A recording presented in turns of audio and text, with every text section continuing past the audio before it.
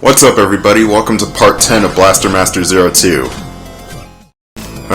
This won't be so easy. What's the matter? Oh, Jason. I need to outfit Adam for space travel if I'm going to pick up Tess.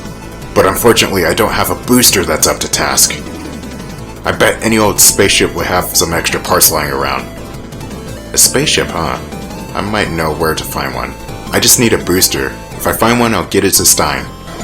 Now we're doing this fetch quest for Stein. We just need to help him find this part for Adam so that he can repair it and hopefully find Stein and get the fuck off Divido, because this place is terrible. Stein mentions that any old spaceship will have a booster for metal attackers. Convenient, because we were just on a spaceship earlier this playthrough. I'm not sure if Eve remembers any of that because she was in and out of consciousness for about half of it, but I certainly remember it. We're going back to Area C with L229. This fetch quest is almost one-for-one Kana's fetch quest from earlier. You go to a distant planet, or in this case a spaceship, you find something, you bring it back to the pilot, and the pilot gives you something in return. And just like Kana and Gunbei, doing this side activity will go towards unlocking the best ending of this game. And here's a weird side note, the best ending of this game looks like it starts out as the bad ending and that you may have fucked up somewhere. But no, it's a bait and switch. But we will see that bait and switch next part. It looks pretty grim, but somehow it works out. And the best ending also gives a particular character one of the most badass moments in video games. I'm going to say that this character is one of my favorite protagonists in anything ever. Not just any video game, everything, including movies and books and stuff. And no, it's not Kana. Kana doesn't get that badass moment. However, the section that leads to that incredible moment sucks. It kinda sucks. And we'll be seeing that 2 parts from now. The burn spark really makes this area trivial. All of the Blaster Master games, and I mean all of them, even going as far back as the first one and the games from the 90s, they start out hard as fuck. But when you get more weapons and power-ups, just like the Mega Man games, the difficulty kind of balances out. Unlike Blaster Master 2 on the Sega Genesis, where you don't get that many weapons and the game is still hard as fuck as a result. Hey Shades, I found a booster for you. Alright, with a little elbow grease, I can get this fitted to Adam. Thanks for the help. Just wish I could do something for you too. Hey, I'm fine. Don't worry about it. Wait! I got it, here. Got no idea what it's for, but maybe you could use it in the future. My intuition is usually always right. Well, alright then, I'll hold on to it for now. And with that, we just unlock the best ending of the game. But getting back on subject with the series difficulty curve, the original games were hard, but getting power-ups makes the game easier. And somehow Blaster Master 2 was even harder than the original NES game. I didn't think that was possible. There's such a thing as Nintendo hard, and ironically the Sega Genesis game is even harder than the Nintendo game. And then we got all those games in between on the Game Boy and the Game Boy Color, and those were okay in difficulty, I guess. They weren't too hard, but they were not that easy neither. I haven't played Blasting Again still, and I still haven't played Overdrive, that game on the Wii that was kind of bizarre. But enter the Zero series, and the difficulty is kind of like the older games where getting power-ups is easier, but they can still be hard. Unlike 01 where it's actually far too easy. 01 is definitely the easiest game in the whole entire franchise, and I can humbly say that too because the wave beam in that game is freaking broken. You can wipe the floor with anything in that game. 02 is definitely more difficult than the first one. For one thing, the enemies are more aggressive, and also what's on screen right now. So, there you go. 02 is difficult.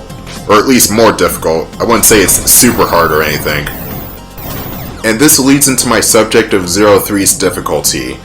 I did get a chance to play it a couple of weeks ago, and it can be either too easy or too hard depending on what situation is at hand. Because the death twirls are back, those distortions in space, they come back. But you get these energy guards that will protect you against them. which is kind of bizarre. Jason also has a hover feature in that game, so no more broken knees Jason, thank God, but you can still get hurt. So those are the easier parts of Blaster Master 03 that I like. The harder parts that I admire but I don't necessarily like are some of the top-down sections. You gotta know what to do for some of those top-down sections, otherwise you're gonna get smoked. While Blaster Master 03 is the hardest in the Zero Trilogy, it is still not the hardest game in the whole entire franchise. That honor still goes to the original Blaster Master and Blaster Master 2. This game, out of all the games in the franchise, is definitely the most balanced. You got weapons that are powerful, but they're not too powerful, and you got planetoids that provide an extra challenge, but they're not too challenging. Which segues into my next subject. This planetoid. It's a maze, and people hate it. I honestly don't think it's that bad. There are a bunch of switches in different rooms that you have to flip in order to get the item here. It all boils down to going back and forth between the different rooms, getting in and out of the tank, and doing a bunch of different platforming challenges. There's no particular order on how you flip the switches, it's all a matter of getting to the switch without dying. And then there's this part of the level. Somebody must have really loved TMNT. Well, the left didn't work. Gotta be careful with dead-end areas. Go right here, there's a switch on that side of the planet. And here we got this platforming section, starring Jason. There is a body of water down below to catch you. And the water is much appreciated because these are some far fucking jumps. That did the trick. The dead-end room that I was in earlier now has a ladder. And off-topic news, because I can only talk about this place for so long, Sonic Colors was re-released earlier today. At the time of this recording, I might just put it up later tonight or tomorrow for all I know. And I think the Colors re-release is just okay. I'm in the minority that thinks Sonic Colors is vastly overrated, and I think that Sonic Generations and even some parts of Sonic Unleashed are way better than Sonic Colors, to be honest. But with me liking the 3D boost engine in the later Sonic games, as well as me owning Sonic Colors on the PS4, because I never owned a Wii before, it's a good buy. I recommend it. The cutscenes are kinda janky though. They look really terrible on the PS4 for some reason. And I don't know if that's because of an upscaling thing or if the cutscenes actually look like that before. But there's something off about the way the characters look in the Ultimate version. Now Sega needs to remaster Sonic Unleashed. Not so much Generations. I like Generations the way it is. Unleashed on the other hand, ooh, some of the slowdown in that game is horrendous. So, does that mean a Colors Ultimate playthrough in the near future?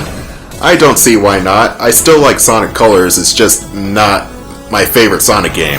It's not even close. Best Sonic game ever made, says most people. I say it's not even in my top 5. I don't even think it's in my top 10 either. Maybe number 9 or 10, but it's definitely not in my top 5 favorite Sonic games of all time. And with me actually saying that out loud, I bet the greater Sonic community wants to castrate me now. But that was my subject on Sonic Colors Ultimate. I do want to play that for the channel in the near future, just so you know. But I also got a shit ton of other games I gotta get to before the year ends. I got this game, I got Blaster Master 03 up next. I still gotta finish The Last of Us Part 2, which I'm not really looking forward to because that game is boring as shit. I gotta finish up Cuphead, Grand Theft Auto 3. Damn, I got a lot of games. What the fuck? Well, the good thing is, with me having a lot of games in the backlog, I won't go away anytime soon. Oh, God help me. No, I'm kidding. I enjoy what I'm doing right now, and I love talking about video games and playing video games and talking while playing video games, even though this is post-commentary. I don't think I can actually stream though. Like, I have a really bad internet connection for me to actually stream and have it look good and stuff. I've streamed before and I can do it again if I want to, which I kinda do want to, but I need an internet service that doesn't suck ass. And the internet I currently have sucks ass. It takes about 3 to 4 hours for a video to upload to YouTube, so that's saying something. And also saying something, we did all that for a map. Ah, get me off this damn planetoid. Why was the sky baby shit colored? That's my first thought right there. Never mind that. The majority of this episode is me going around doing cleanup and picking up every item in the game. Every Metroidvania has that stipulation. You have to go back to an area to get an item you couldn't get before. It's all in the name of the game. And Blaster Master is just another piece of that Metroidvania pie, so to speak. Metroid being the pie filling, Symphony of the Night being the crust, and Blaster Master's the pie tray, I guess. I don't know. I suck at analogies.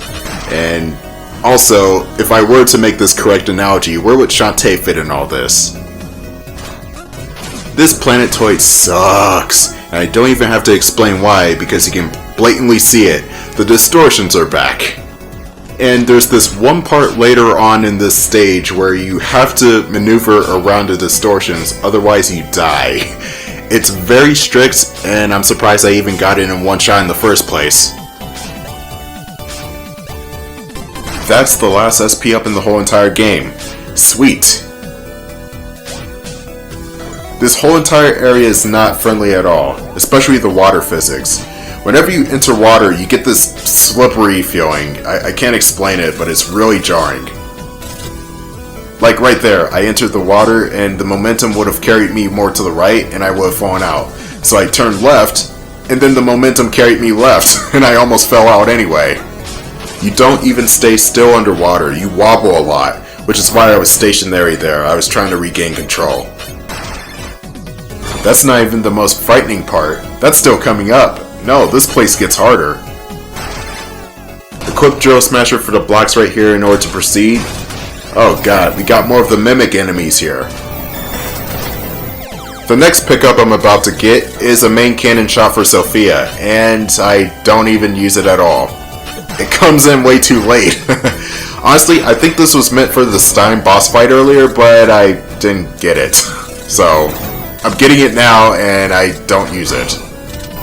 But firstly, I gotta get the goddamn thing in order to talk about it.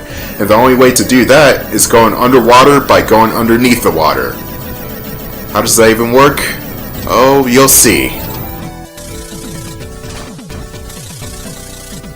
Wow, because that makes sense. The Revel Buster can fire up to 6 shots and is fast and powerful. Or at least it's fast, but it's not really that much more powerful than the standard Sophia shot, so I don't use it that often. I also don't care for the Revel Buster's reload time after you shoot 6 shots. It's kind of a turn off for me. Enemy gauntlet with insta-kill shit. Well, at least the checkpoint was right before the door. It's not that bad. I rely on the Hexa missiles and the impact wave for this room.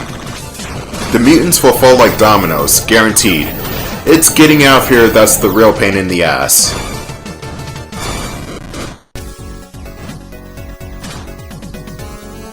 Yeah, this part. Do not go in from the right, just take the left route, it's safer. Whenever you use hover, you float up, which I wish I could have done over that, but I can't because there's an invisible ceiling there.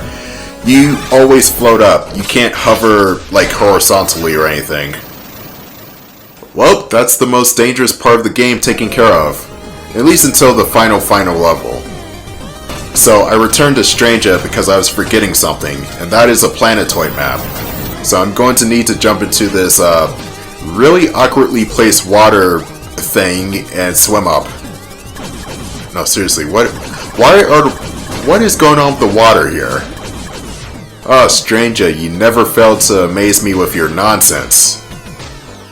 Looking at this water that clearly doesn't obey the laws of physics reminds me of, I want to say Interstellar, but I don't think that's the correct movie. Actually, yeah, it was Interstellar because there were One of the astronauts thought that the mountains, or the water was a mountain, and it wasn't a mountain, it was just a tsunami. I've only seen Interstellar once. Definitely not one of my favorite Christopher Nolan films, not by a long shot. That honor still goes to Memento, and Inception, and the Dark Knight trilogy. But Interstellar, I didn't really care for that one. To me, it felt like that movie took way too long to get to the interesting parts, if you know what I mean.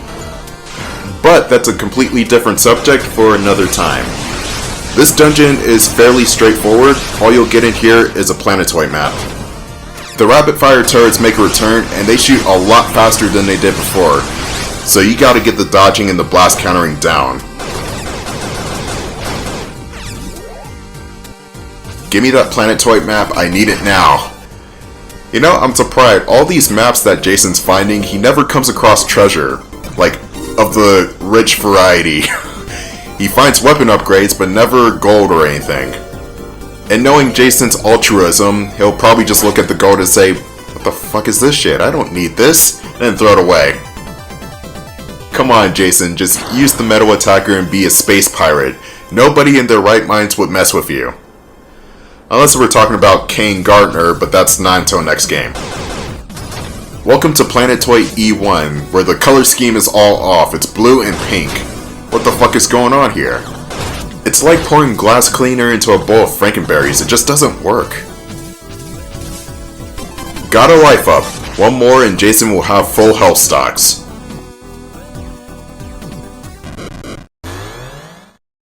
Another enemy gauntlet. I don't know why there are two tree barks in the middle of the arena like that, but okay, whatever.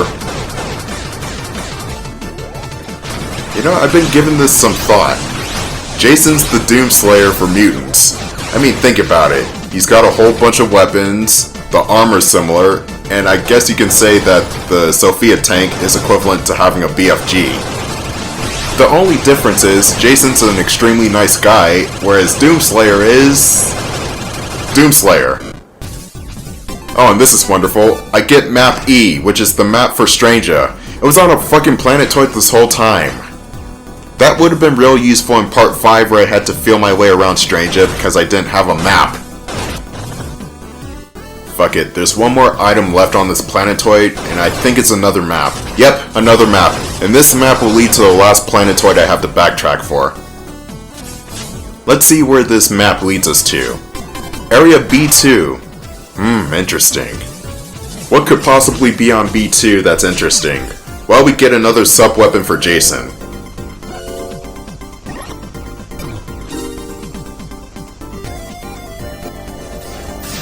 Time to finish this shit. I'm going to get every single item in this game. And you don't necessarily need to get 100% of the items in order to get the good ending, but it will make the final boss easier. And it's also because a fully powered up tank is freaking awesome.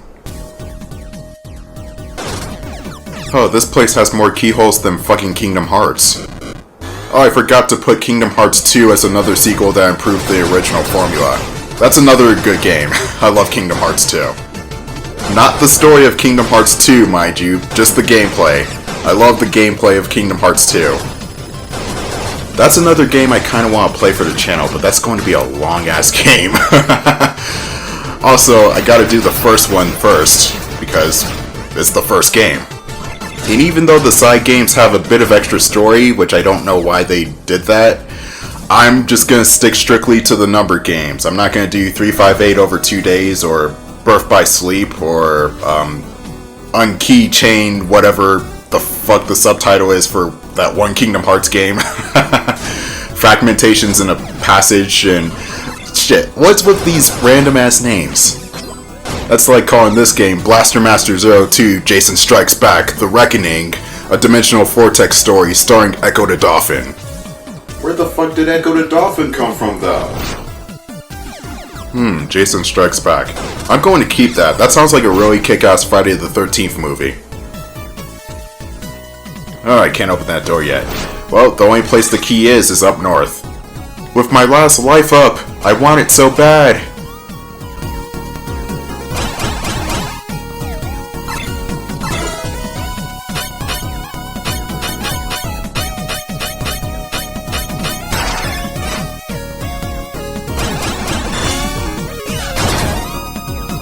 Okay, that was inconsistent. The Vector Reflector one-shot at some of those enemies, but not all of them.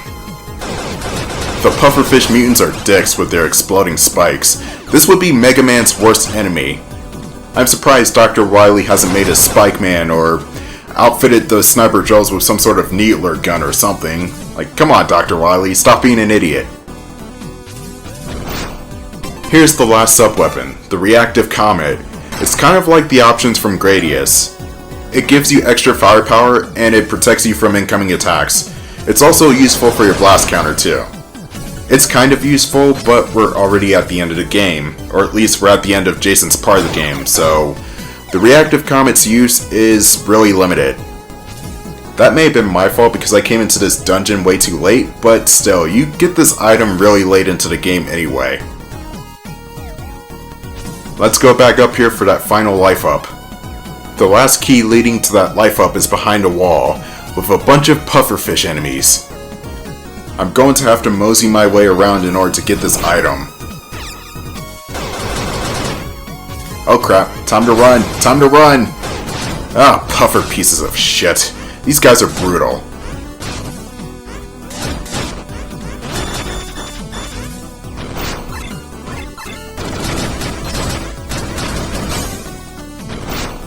Hell yeah, I got every item in the game. Let me take control back. Oh man, that is some Mega Man 1 shit right there. Control is taken from you for a split second and then you get hit. The animation where Fred comes out of Jason and he opens up the wormhole, you can't do anything. The good thing is you don't get hit during the animation itself, or at least I don't think you do. But as soon as you come out of that animation, you're just open up to attack. Design oversights. Oh well.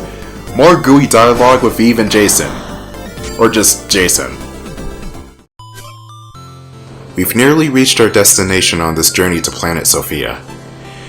Eve seemed fine while we were on Divido, but ever since we left, she's been entering sleep mode more frequently. She needs her 8 hours, Jason. It's difficult for her to even stand up from her seat in G-SOPHIA. I think Stein may have picked up on Eve's worsening condition. Jason...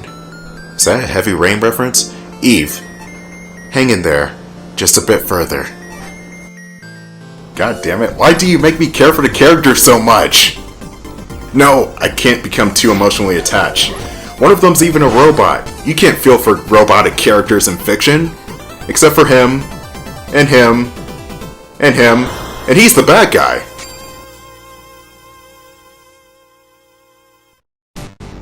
Oh, we got a nice backdrop. I wonder what's gonna go down right here. Gotta equip all the right weapons for the challenge up ahead. Who knows, maybe it's some sort of giant boss mutant or some kind of planet-destroying device. Oh no, it's Leibniz. Fuck. So you have a name after all. Jason Frutnik. Leibniz, you again? I've heard the stories about you. You're a hero who saved your home planet, right? Isn't that incredible? You've even saved other worlds as well. Now if you've come all the way out here to save Area G. I'm not doing this to be a hero, but even if I was, what's so bad about that? Is there some kind of problem with that? Reason? No. You wouldn't tell anyone your reason for fighting. That's how you are, and that's why I despise you. So I'll just obliterate you. You and your doll. Jason, he...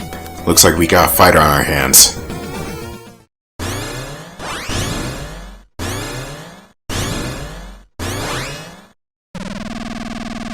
What is this dude? He is needlessly edgy and I love it. They need to put him in more games. Anyway, Garuda Fight 2 is just like the first fight except he now has a deflector shield, which he can block some of your attacks with. His dash attack on the ground is slightly faster than it was in the first fight, but otherwise, he's much of the same. Use your Hexa missiles and get a clear shot at him when he's not moving, which is 10% of the time because he's always moving. And don't forget the Burn Spark trick when he's doing his dash attack on the ground. That does wonders.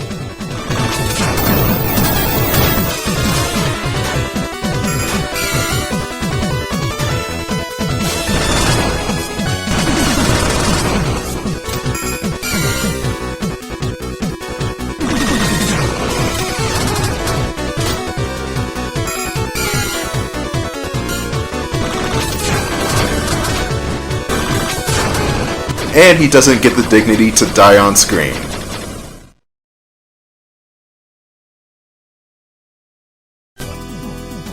Damn it, not again.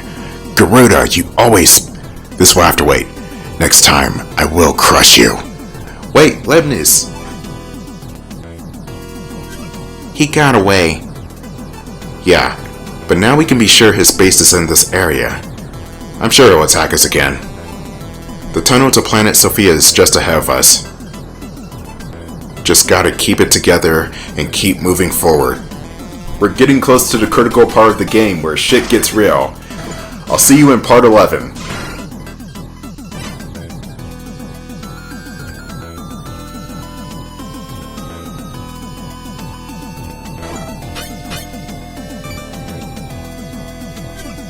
We have the area G map we've got from Leibniz, but...